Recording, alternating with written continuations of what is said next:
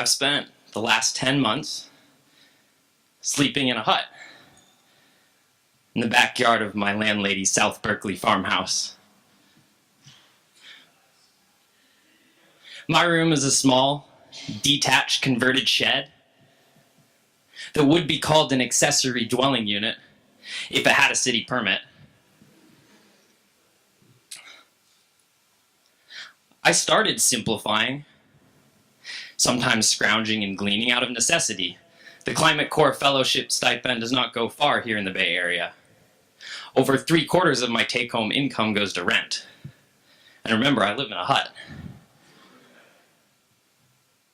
But now as my fellowship draws to a close, I want to keep living simply, downshifting. Because it's powerful to trust that the world can provide what I need when I need it, without having to have so much stuff that's mine. There's a lightness to scaling back on material possession.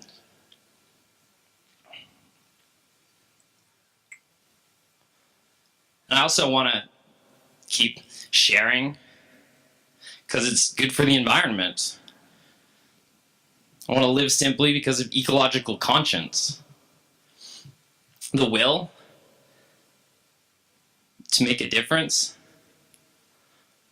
by reducing my own earthly impact. That ecological conscience has come in part thanks to my job in green purchasing, my Climate Corps fellowship at Alameda County. When I started that job, I had just graduated with a degree in economics and environmental studies, and I was sure that the world could be saved or at least made a lot less threatened if we would all just listen to environmental economists. But my undergraduate education failed to holistically assess the ways in which our high-tech, global, and ever-growing economy is systematically obliterating the ecological foundations that support it and allow us to continue. Environmental economics just adds the environment to the standard economic models, as if it were another sector of the economy. But in reality, we survive and thrive thanks to all other life on Earth. And now we're killing way more of that life than is necessary to secure a high standard of living for everyone. And what's worse than this massive human overuse and misuse of nature's bounty is we haven't yet figured out how to distribute the wealth it creates, the benefits we harvest, well enough to make sure everyone has basic necessities and human rights, much less a decent life. Now, you'd think that working in green purchasing at the local government level would be a pretty narrow scope for analyzing the world economy. But really, it's been this job that's introduced me to some of these bigger issues that were forgotten in school. My work uses economic and environmental models to relate county spend on specific goods and services to the environmental impacts of creating and distributing those goods and services. Put simply, buying more means more bad. And it seems pretty reasonable to hold the buyer responsible considering that commodities are produced for the economy with the explicit intention to be sold. But what is this bad that comes with the things we buy? Well, for every good that's produced, some bad is produced too. A new tablet doesn't just come with apps for note-taking and newspaper reading and that warm feeling that you're saving a tree somewhere by not using paper. It also comes with the environmental impacts of extracting resources from the ground, processing and refining these raw materials, manufacturing component parts, assembling and distributing that tablet, and of course transportation between each of these supply chain activities. The embodied greenhouse gas emissions from producing just one iPad Air are warming the atmosphere as fast as 100 kilograms of carbon dioxide, or 11 gallons of gasoline burnt. That's a few hundred miles of driving for most cars. Speaking of driving, once the tablet arrives on store shelves, someone might burn some fossil fuels releasing more carbon emissions to get to the store, pick it up, and take it back home, only to plug it in and start using electricity, perhaps causing more carbon emissions. And this carbon footprint doesn't even tell the whole story. The things we buy also have a land footprint and a water footprint of the water that's used and perhaps contaminated in production. To summarize, my work at the county shows the correlation clearly between the amount of economic activity, that's money changing hands, and the amount of associated environmental degradation, that's pollution and resource use and converting wild land to tame land. This idea brings together economics and ecology, but we can think about it in terms of another field. The discipline of toxicology was invented about 500 years ago when a scientist named Paracelsus first said the dose makes the poison. Substances considered toxic can be harmless in small doses.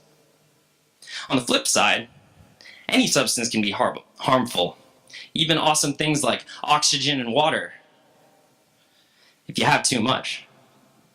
Economic growth is a good example of this phenomenon. Economic growth is the increase in the value of all the goods and services created for an economy over time. It means more economic activity this year than last year, and more economic activity next year than this year. Over the past couple centuries, fossil fuels have enabled economic growth unlike any seen before in human history, which has brought us a standard of living higher, even unimaginable for aristocrats and nobility just a few centuries ago. It seems to me that all sustainability work is focused on making the economy less toxic, getting the same amount of economic activity done in a way that emits less carbon, cuts down fewer forests, and endangers fewer adorable animal species. Oh. But what about decreasing the dose?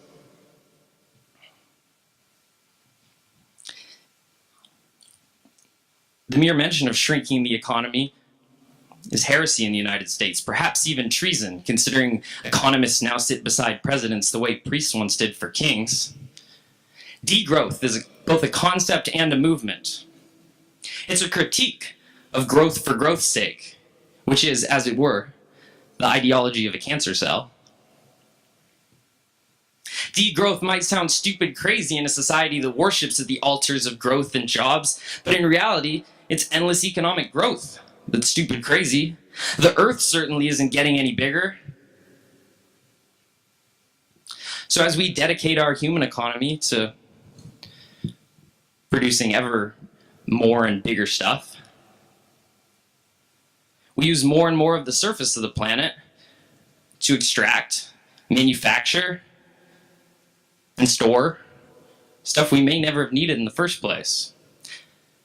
And as the economy scours the earth for more places to mine and pollute, conflicts arise between those who stand to benefit and make profit and those whose lives and livelihoods depend upon the resources to be taken, contaminated, degraded. The Spanish social scientist Joan Martinez Allier writes about the natural alliance between the movements for environmental justice and economic degrowth. Because we'll never stop expanding the frontiers of resource conflict if we don't slow down the rate at which society uses energy and materials. And we all know that the consequences of climate change affect poor people much more than wealthy people. Yet as the global economy grows, we burn even more fossil fuels, accelerating the rate of climate change and the speed at which the atmosphere warms up.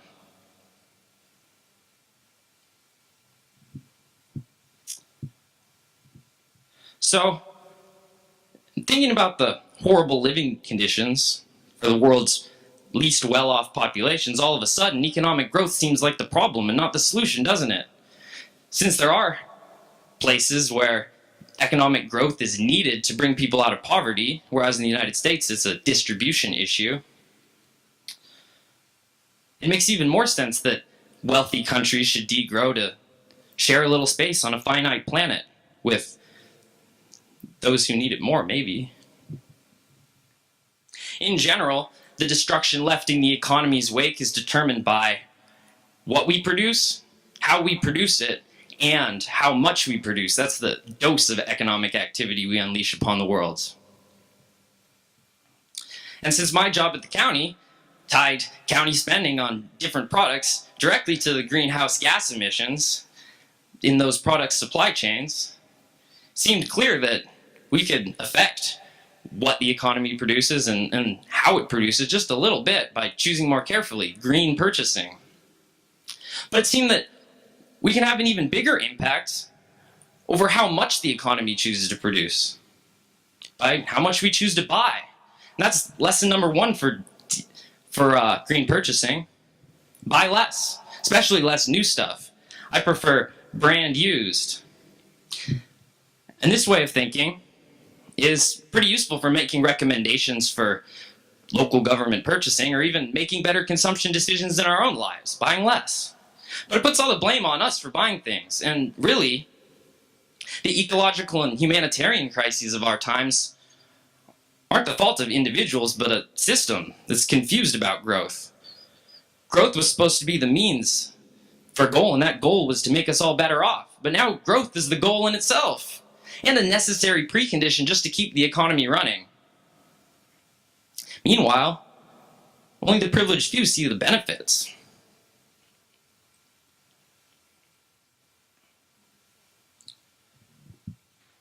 But growth is not the only option. What if, instead of using technological innovation and productivity gains to produce more overall, we use them to work less? That's degrowth.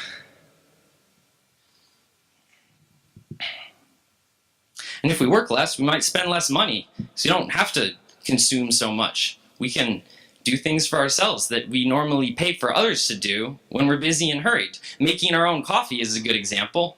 Heck, we might not need so much coffee to get through the day if we're not working so damn hard.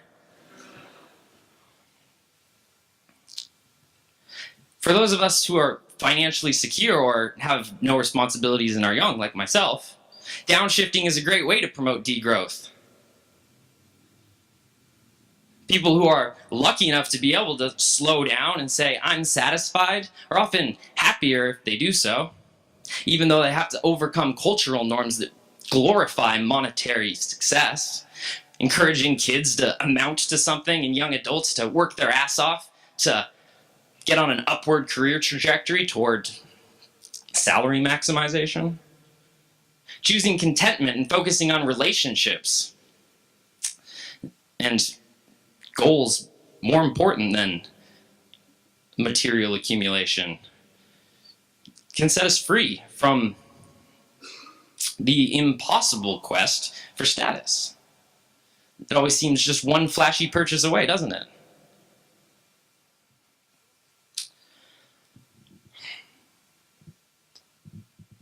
But not everyone can choose to work less. A lot of us aren't allowed to or can't afford to. Many of us have to work 40, 50, 60 hours a week just to make ends meet. And we're happy to have the chance to work that much, because not having a job is worse and we know it. How can we all support degrowth? Well, even when we think we're only buying necessities, we could probably do a lot better if we focus on sharing. Share things that we only need access to instead of ownership. Not just sharing what's mine with you, but having less and having the courage to ask you to share with me. There are networks and communities and cell phone apps where you can share just about anything you can think of. Share a ride to work if you have to commute some distance. Maybe with a few coworkers, or maybe with a bunch of people on a bus or a train. Share space, live with lots of other people. There's about to be 8 billion of us. Then you're sharing the energy to heat and cool your home and refrigerate your food. Share the food and enjoy meals together. You'll save money and reduce waste, I promise. Sharing is a great way to waste less, and if we waste a lot less, then we can have a better life, be better off, even if the economy produces less instead of more. In fact, if you expand the 3 R's of wasting less to the level of civilization, degrowth is reduced, which comes before reuse and recycle in the waste reduction hierarchy. But remember, degrowth is never going to come from the top down. The people at the top are there because they benefited a lot from the way things are. So why would they be enthusiastic about systemic change? Degrowth is about deep democracy in every part of society, so it needs to come from us. That said, there are some policies that we can get behind, policies that allow us to waste less and work less. Nina Salvador's Climate Core talk had plenty of policies for wasting less. I like the idea of mandatory super long warranties so that businesses would have the incentive to make things that are durable and don't go obsolescent as soon as they decide to release the new software. As for policies that allow us to work less, that's things like maternity leave, really long maternity leave, paternity leave even, because families are more important than work, and extended vacation time. And there's one more policy that may not seem like a degrowth policy, but it is. It's a universal basic income. That means a wage for everyone. A little monthly money for being human, because all humans need a little money. A guaranteed income is not only the best way to ensure that unemployed people don't go hungry or end up homeless, it also might allow people who are employed to choose to work less if they so please. And if the people who are employed are able to choose to work less, then those unemployed people might have an easier time finding a job. Maybe people might choose a little more meaningful work that pays a little less if they have a basic income to supplement their salary. Maybe some of Chevron's oil drilling engineers might say, I don't need the big dirty money anymore, and go work on something like biofuels or geothermal energy systems that don't pollute the climate. And these sorts of changes that make the economy less toxic, especially the energy economy, are super important if we want to stop poisoning nature, human and non-human nature. Because even an economy without growth would continue to expand mining and warm the climate if it continues to rely on fossil fuels. But even decarbonization and so-called green growth won't end the expansion of humanity's impact on the rest of the natural world. Only ending the expansion of the economy can do that. So let's degrow the dose. Thank you.